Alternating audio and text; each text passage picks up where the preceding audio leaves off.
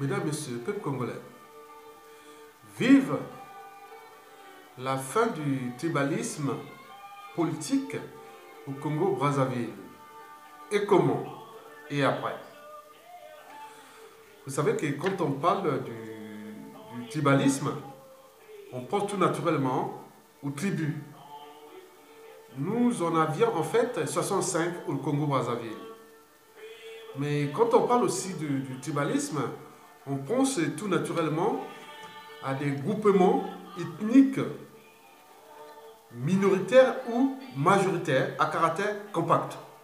Et nous en avions au Congo une dizaine de minorités ou de majorités ethniques compactes. Et bon, bien sûr, bien entendu, et parmi ces minorités, majorités ethnocentriques et compactes, on parle surtout de nord, de nordistes, de sudistes, de Nibolek et compagnie. Mesdames, Messieurs, oui, quand on parle du tribalisme politique au Congo, qui nuit gravement déjà au but même du vivre ensemble, hein, de la nation, qui n'existe pas, de l'unité nationale et compagnie. Et donc le tribalisme politique, quand on le pense ou on le voit au Congo, on pense tout naturellement au népotisme tribal, ou ethnique d'ailleurs.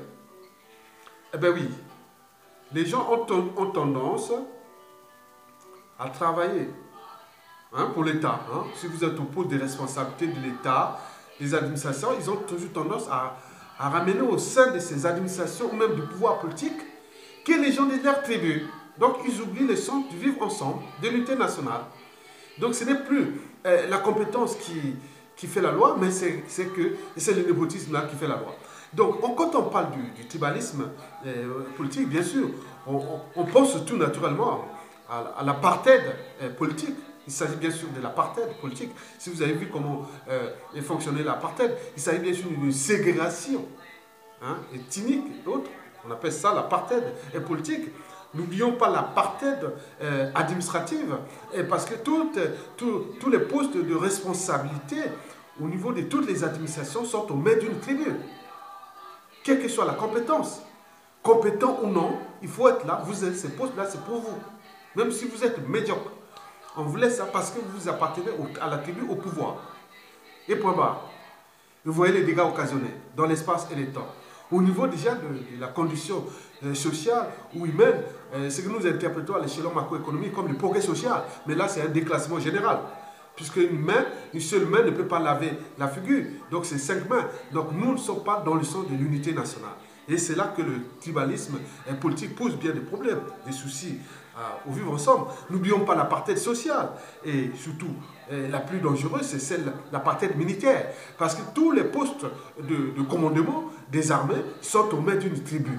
Et quand il arrive dans la situation d'une dictature sauvage, comme nous la subissons au Congo-Brazzaville en ce moment, c'est-à-dire la dictature de Sassou et d'Nguesso, une dictature antisociale et surtout criminogène, on voit bien les dégâts occasionnés. Donc l'armée ne peut plus répondre respecter les fondamentaux d'une armée, c'est-à-dire défendre d'abord le peuple et puis la nation, quels que soient les régimes politiques, de fait ou de droit. Mesdames, Messieurs, ben oui, donc le tribalisme politique, on pense tout naturellement à la violence politique, à la barbarie, oui, aux guerres asymétriques et surtout le terrorisme d'État. N'oublions pas les cas souvent d'épuration ethnique ou de génocide. C'est toujours ça. On a vu l'histoire qui s'est passée par exemple au Rwanda entre les Hutus et les Tutsis. On voit ce qui se passe au Congo-Brazzaville où les Mboshi attaquent les Larés Congo démunis. Donc, si vous voyez déjà ça, ça c'est l'impact. Oui, le tribalisme est plus dangereux que le racisme que la plupart des Africains ou Noirs autres ont subi ou connu au cours de ces 30 dernières années dans le monde. Parce que la plupart des génocides, des crimes de sang et de masse se sont passés que avec le tribalisme. Le Rwanda, plus d'1,5 million de morts. C'était à cause du racisme et du tribalisme. hein, entre les Hutus et les Tutsis. Ce qui Sassou Nguesso a fait entre 97 à nos jours dans le pool, mais c'est tout justement le tribalisme politique, avec plus de 400 000 morts. Est-ce qu'on a pu voir ici en France, en Angleterre, en Europe, aux États-Unis ou au Canada, dans le monde libre ou civilisé, on a pu voir ce genre de drame humain, de tragédie humaine occasionnée par le racisme? Bien sûr que non, bien au contraire. Ici, le racisme est légiféré. Donc, il est légiféré, c'est-à-dire puni par la loi. Et d'ailleurs, la collectivité la condamne aussi. Et n'oublions pas la conscience citoyenne qui est là toujours en éveil pour alerter l'opinion nationale et internationale sur les cas de racisme, et que ce soit le racisme institutionnel ou le racisme économique, social et compagnie. Mesdames, Messieurs, peuple congolais, vive la fin de la dictature de Sassou Nguesso pour que nous puissions ensemble mettre la solution de le tribalisme politique dégage. Donc, mesdames, messieurs, vive la fin du tribalisme politique au Congo-Brazzaville. Et comment?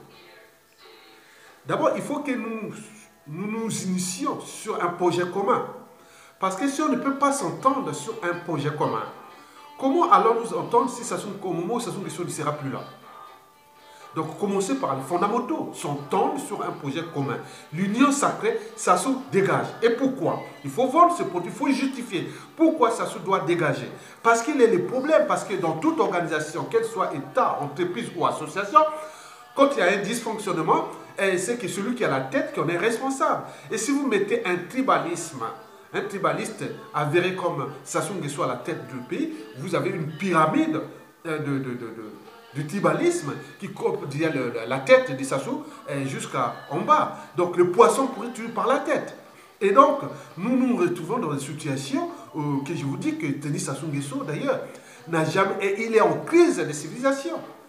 Sassou Nguesso vit dans une crise de civilisation. C'est-à-dire, cet individu n'a jamais franchi les barrières de la tribu. Eh bien oui, il n'a jamais franchi les barrières de la tribu au moment de la gestion des affaires publiques. Non. Son monde se limite à la tribu, au clan.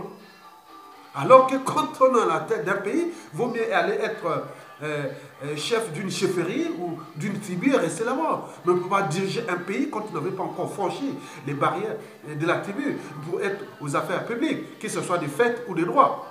Mesdames, Messieurs, ben oui, nous devons nous mettre pour que Sassou Nguesso dégage. Une fois Sassou Nguesso est dégagé, la voie est libre pour mettre en action nos solutions. On a les idées, on a les compétences, on a l'expérience de terrain, on connaît.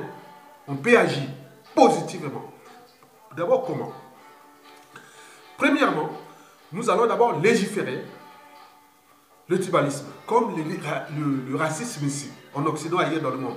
Il y aura des lois, hein, donc légiférer, c'est-à-dire inscrit dans la loi, dans les institutions nouvelles, que le tribalisme, c'est comme un crime contre l'humanité. Il faut voir les lois sur le racisme. On en a plein. Et donc, une fois que nous avons les cadres réglementaires, institutionnels, et à ce moment-là, avec les codes pénals et autres, on peut, ou administratifs, ou correctionnels, tout ce qui va ensemble accompagner c'est cette légifération, hein, ce cadre juridique. Donc, on va sur le côté d'encourager ceux qui luttent contre le tribalisme politique et ceux qui, ou aussi comment les condamner, oui, parfois à des peines de prison avec sursis ou avec des amendes et autres. Donc, ça va être au niveau de la conscience citoyenne comme un outil d'aide à la décision aussi citoyenne pour le sens de l'unité nationale. Donc, le tribalisme sera légiféré, comme on fait ici avec le racisme. Une fois légiféré, des associations seront montées de toutes pièces, partout. Et ces associations auront pour mission, pour objectif et compagnie, d'attaquer en justice l'individu qui soit a voulu pratiquer le tribalisme au sein de son administration ou compagnie qui a posé des responsabilités, qui a voulu pratiquer ça. Donc on peut attaquer un individu et lui, il est démis de ses fonctions et il peut même payer une amende ou au pire des cas même aller faire une petite peine de prison pour les travaux d'intérêt général. Bon, donc, ces associations-là vont attaquer d'une part les individus, mais aussi l'État, peut attaquer les institutions, les organismes, les associations et autres. Donc, ils peuvent les attaquer. Et quand on voit, par exemple, le cas des Sassou Nguesso et son armée, on peut attaquer, les individus peuvent se faire un groupement d'associations et attaquer l'État, parce qu'on voit qu'au niveau du haut commandement de l'armée, il n'y a que les Bochis. Donc on se dit qu'il y a un problème. Est-ce que c'est l'État Bochi? Est-ce que c'est l'État national? Donc il y aura toutes les hypothèses, des solutions de réflexion sur ces problématiques-là. Déjà, monter ces associations, ils vont aller sur le terrain, comme on le voit ici, sur les testings, sur le racisme. On a les outils, on a les moyens d'agir, la pensée autre. Donc on peut l'appliquer. Et à ce moment, ils verront que dalle. Mais au moment où quelqu'un vient non, je ne veux plus employer quelqu'un mettre un poste de responsabilité autre dans ces tels postes parce que c'est pas parce qu'il est des matériaux. Non, je veux prendre parce qu'il est compétent. Donc on va voir ça. Donc nous aurons décliné tout cet acharnement contre l'unité nationale, le vivre ensemble et surtout ceux qui viennent utiliser le tribalisme pour leurs intérêts particuliers et partisans. Donc nous sommes là au cœur d'un conflit d'intérêts à caractère tribal ou du népotisme tribal. Mesdames, Messieurs, peuple congolais. Bon, après, ça pourra créer des nouvelles vocations au niveau de l'esprit du combat, les jeunes qui vont se battre, voilà, et surtout des nouveaux métiers aussi autour du métier contre la lutte contre le tribalisme. Ça va être partout, donc on va se battre. Donc moi, je vais chercher à embaucher quelqu'un à un poste de responsable, directeur de cabinet ou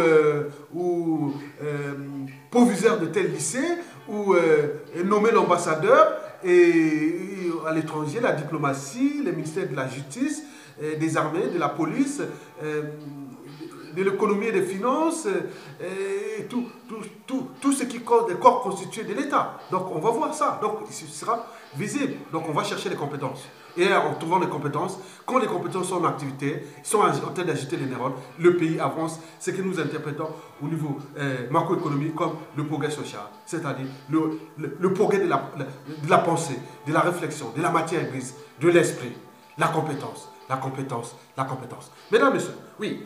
Donc, après avoir fait ça, monter ces associations, mais il faudra, et oui, bien sûr, repenser les institutions nouvelles, comme je vous l'ai dit. Et donc, au niveau des institutions nouvelles, il faut voir comment repenser les modes, comment on appelle, les différents modes d'accès aux différents pouvoirs politiques et socio-économiques, étatiques, sur différentes échelles.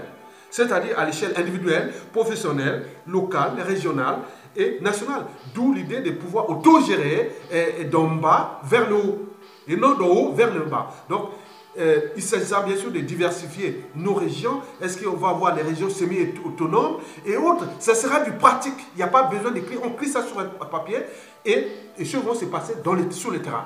Donc les acteurs économiques des différentes régions semi-autonomes vont agir. Voilà, ils auront des ressources, des compétences et tout. Ils pourront créer des valeurs ajoutées de leur région ou département pour créer une diversité de régions ou une complémentarité des régions. Et nous n'aurons plus des régions standardisées au niveau des infrastructures hautes. Il y aura une diversité de pensées politiques, de choix économiques, du choix de projets d'urbanisme et d'habitat, et surtout des infrastructures et méga infrastructures et compagnie. Mesdames, Messieurs, peuple congolais, enfin, oui, on mettra le paquet sur l'éducation. L'éducation, oui, l'éducation au niveau de l'école primaire, le collège, le lycée. Et c'est là qu'il va se construire les socles. Au niveau des nouveaux programmes pédagogiques, d'action sur le terrain. N'oublions pas les brassages des enfants, les colonies de vacances entre le sud, le nord, l'est, l'ouest. Tout ça sera repensé et appliqué en temps et en heure. Parce qu'on a les idées, on a les compétences, on a l'expérience et autres. Il nous manque seulement ce monsieur-là qui nous a tout bloqué depuis presque 50 ans, qu'il faut le mettre hors d'état de nuit pour que nous reconstruisions le vivre ensemble. Parce que l'enjeu Et bannir les tribalistes politiques, c'est reconstruire, nous vivons ensemble. Parce que quand vous aurez des problèmes des problèmes de quotas, hein, de postes et de responsabilités, au niveau de la police, les armées, et la justice, oui, il faut repenser les quotas. Oui, on ne peut pas avoir une tribu qui dirige que ça. Non, ce n'est pas possible. Donc, on mettra, la première priorité sera les compétences, mais aussi ces quotas. Donc, ces quotas seront mis en place. Et tout est donné au niveau de l'éducation, de la charte, des chartes, par exemple, la charte de citoyenneté, la charte au niveau de l'école, hein, des chartes de citoyenneté, la charte contre les tribalismes, et avec des outils pratiques. Déjà à l'école primaire, ils vont faire des genres de coloriage, ils s'amusent. Au collège, on va commencer à leur donner des sujets un peu de réflexion. Moitié, ce qu'ils doivent avaler, hein, avaler dans la tête. La moitié, c'est ce qu'on doit leur demander de réfléchir derrière leur projet sur ces problématiques-là. Et arrivé au lycée, là, on rentre en moins 80% la réflexion et 20% on gave. Maintenant, arrivé à l'université, ce sera des sujets d'études, d'analyse et d'application et compagnie. Donc, nous sommes le Congo et nous devons le construire, le Congo de demain, et il arrive et maintenant. Mesdames et messieurs, je vous remercie et à bientôt.